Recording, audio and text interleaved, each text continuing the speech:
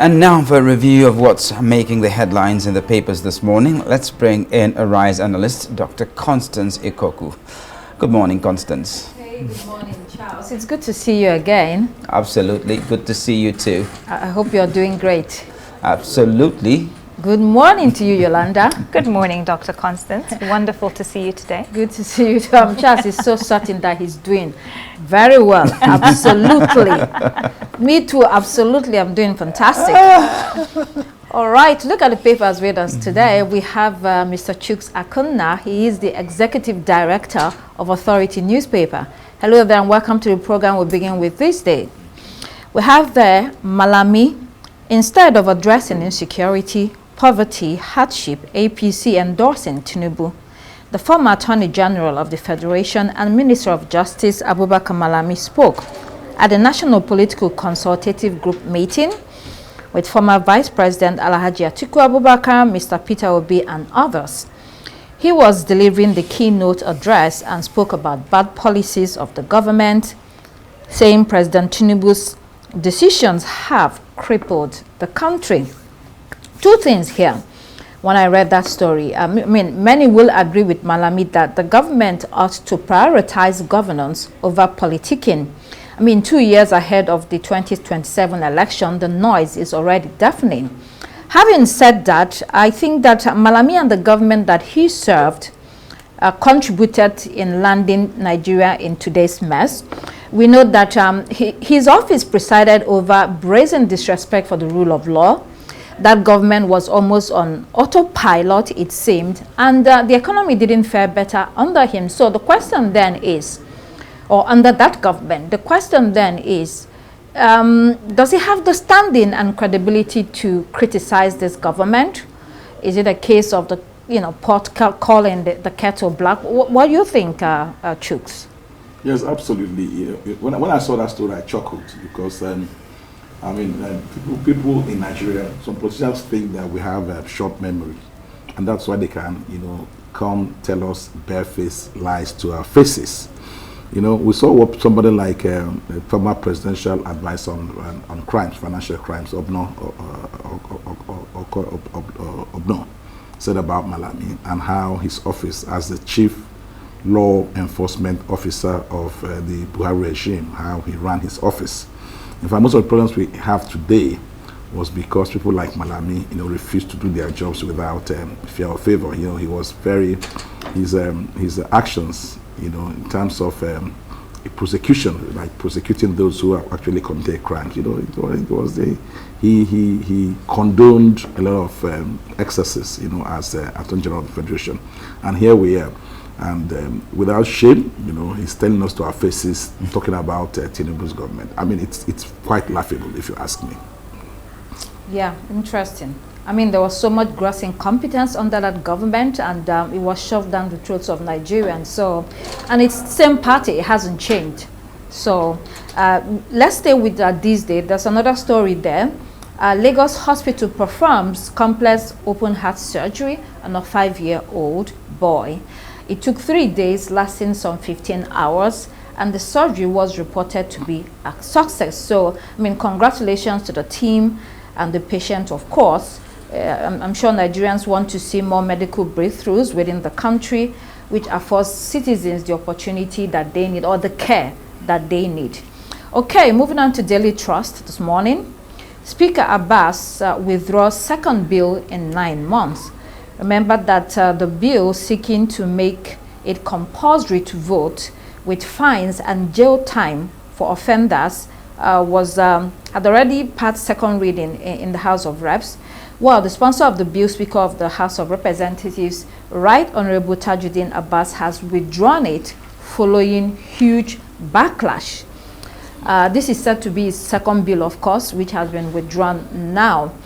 So I don't know if you want to come in here, Charles. This was going nowhere. A lot of people, civil society, ordinary Nigerians had said that it will be impracticable to punish people for not coming out to vote. So I was actually waiting for my own punishment because, we are usually on election duty on that day. So most definitely, I probably would have defaulted and not voted as usual. I mean, it's not our fault that on a day like that we have to do our job.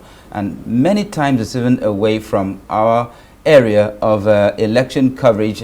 Our area of residence. So definitely I wasn't going to vote. I knew that, and I was just waiting for my own punishment.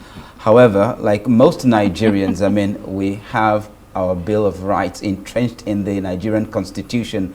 And that bill itself was an illegality because it infringed on people's fundamental human rights. You can't hold a gun to anybody's head and threaten him to vote. If he chooses not to vote, he's well within his rights. So it was absolutely ridiculous in the first place. And I'm glad to know that the Honorable Speaker of the House of Representatives has seen the light and logic and done the needful.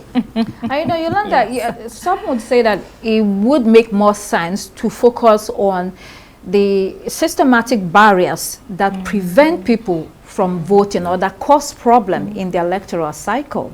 Absolutely right. I mean, because there's no way to cut it. You can't do 6 months of imprisonment for not wanting to vote, and you know, it just there's no way it would fly. So this headline that says Speaker Abbas withdraws second bill, I think it should have gone more into detail because it seems slightly misleading.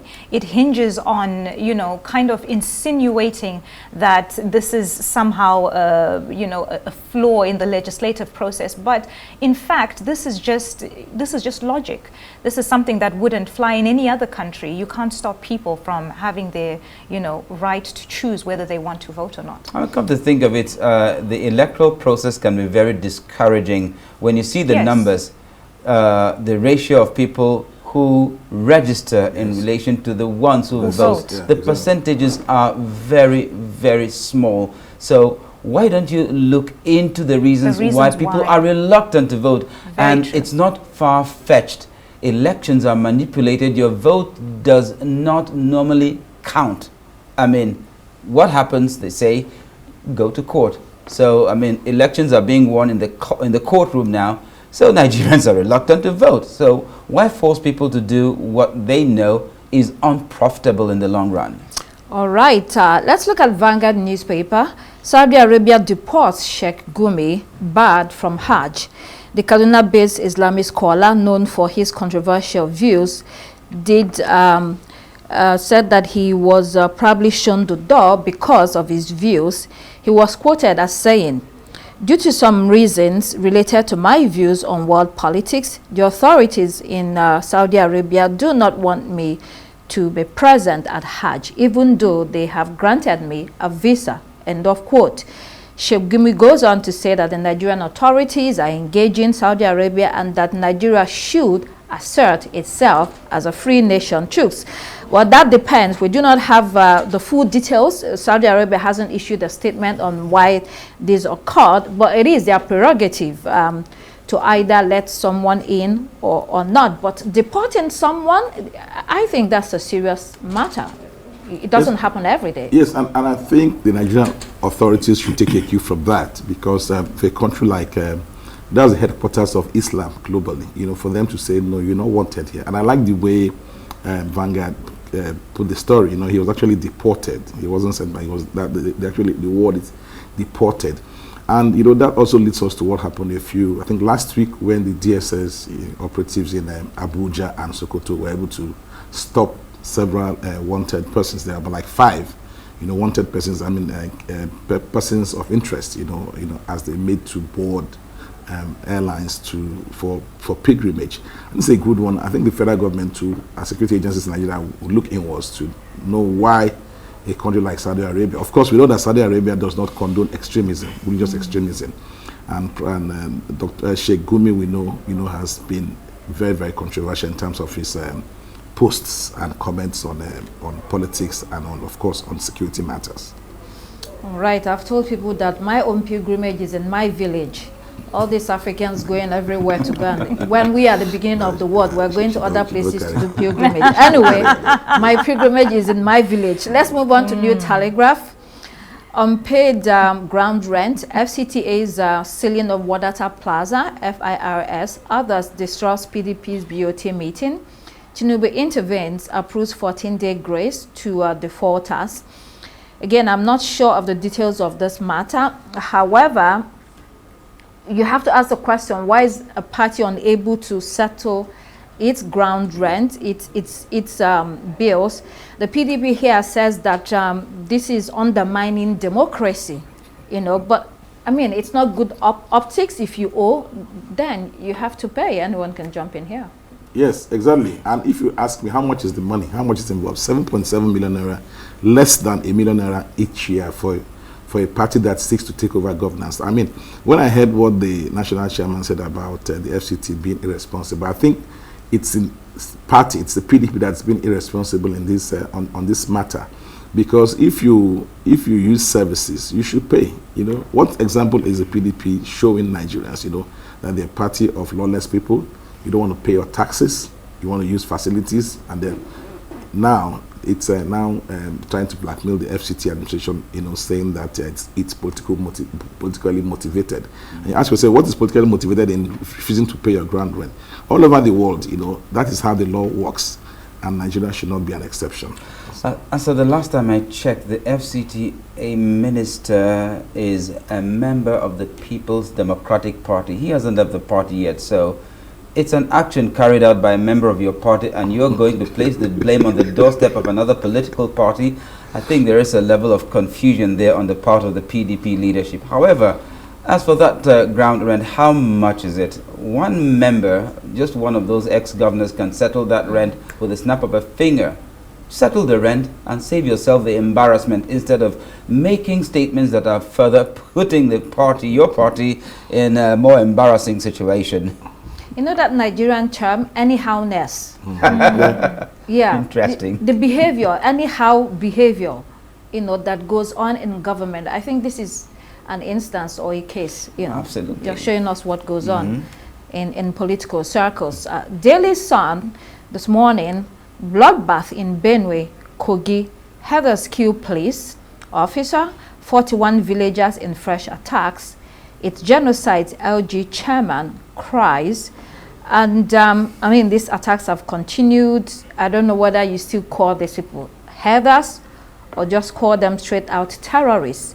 I mean, the incident occurred from around 5 p.m. until dawn, says this report. It's an indication that this was a planned attack. What else is there to say? This is terrorism, if you want to come in, Charles. There was an incident in Benue State, a very curious incident. It was all over social media, and the sum of it was that one of those armed herders was captured by the local youths. The motorcycle he was using was said to have belonged to an army officer. So when they approached the army for an explanation, the soldier who owned the motorcycle opened fire on the youths and injured 2 of them. That's on social media, and I think it's a story that needs investigation. But if it turns out to be true, then there is a systemic problem within the security services that is actually giving teeth to these attacks in the North Central. I mean, you're there to protect the people, but then it appears that there is no security after all. The armed herders or bandits or whatever they are called are running roughshod and unchecked. I've not heard about any of their attacks being halted or intercepted. I've not heard about any of the armed herders being arrested. So there is something that actually bears looking into, and I think our security services have a lot of questions to answer. Questions indeed. Let's scan other newspapers. Daily Independent, here we have PDP in dilemma over NEC meeting as caucus session lingers. Also, a forum of CX proposes financial autonomy, other reforms. Mosque arsonists who caused death of 23 persons to die by hanging.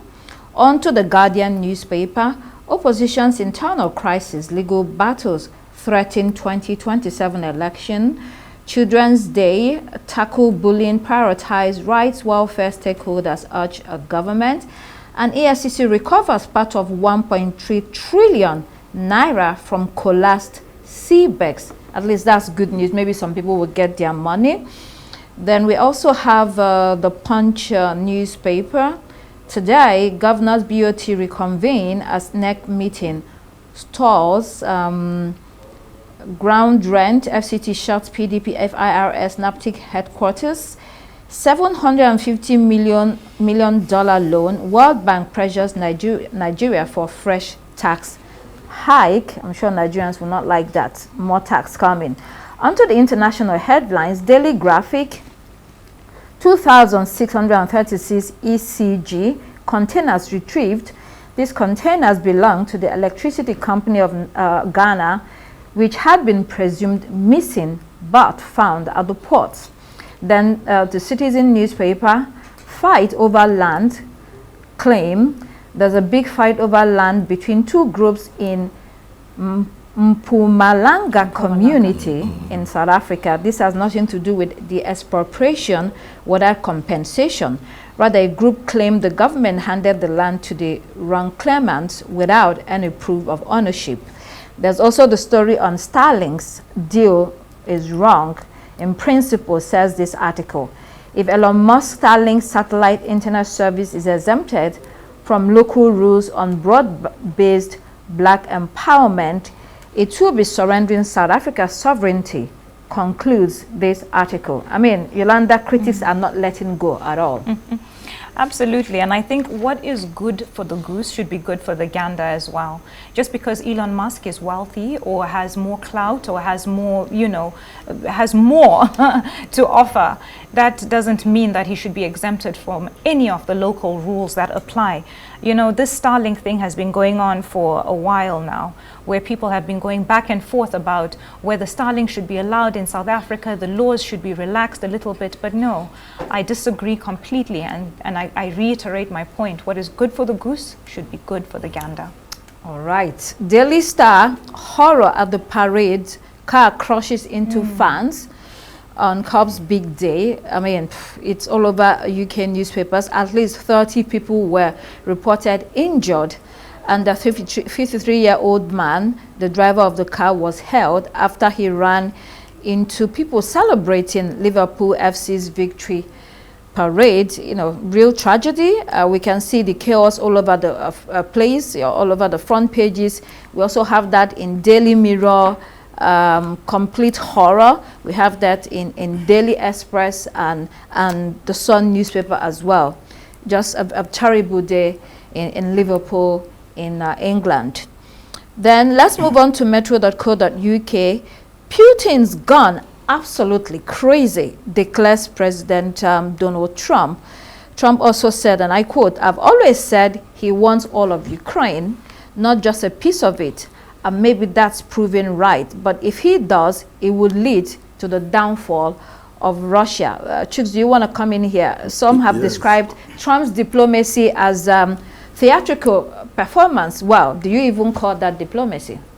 Yes, exactly. And I think Trump is forced to eat his words on Russia's activities in Ukraine, Over the weekend, we had the most terrible night of pounding of Ukraine, and that has forced U.S. President Donald Trump, who had downplayed Russia's activities in Ukraine, to say that he thinks that President Putin has gone crazy. That this is not the Putin he used to know, and he wonders what's going on. But all said and done, who's holding the short end of the stick?